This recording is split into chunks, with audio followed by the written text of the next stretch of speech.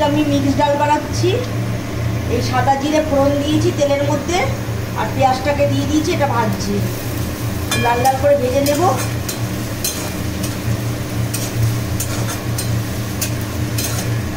পেঁয়াজটাকে লাল লাল হয়ে গেছে ভাজা। এবার আমি রসুন থেতো করে দেখে নিন, এভাবে দিয়ে দিচ্ছি রসুন থেতো করে।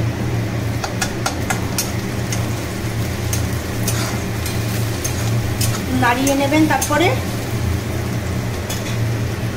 দিয়ে এর মধ্যে আদা আর কাঁচা লঙ্কা টমেটো 3টে পেস্ট করে নিয়েছি মিক্সিতে, এটা দিয়ে দিচ্ছি।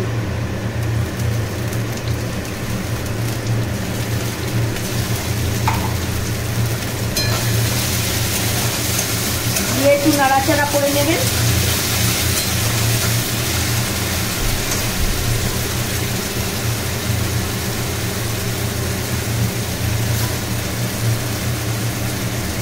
দিয়ে হলুদ গুঁড়ো দিয়ে দিলাম, জিরের গুঁড়ো দিয়ে দিলাম, ধনের গুঁড়ো দিয়ে দিলাম।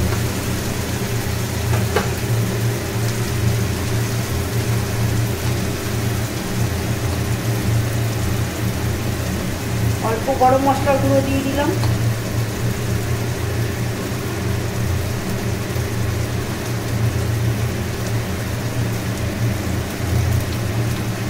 কাশ্মীরি লাল লঙ্কার গুঁড়ো কালারের জন্য দিয়ে দিলাম।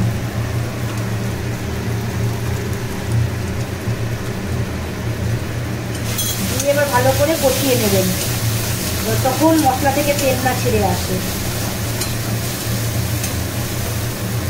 দেখুন মিক্স ডালটা হয়ে গেছে, এবার আমি নামিয়ে নিচ্ছি। এবার আপনারা আরও ঘন করলে ঘন করতে পারেন, আমি এরকমই রাখবো, এর থেকে বেশি ঘন করব না, কেন পরে এটা টেনে যাবে যখন ঠান্ডা হয়ে যাবে, এই জন্য নামিয়ে নিচ্ছি আমি। হয়ে গেছে।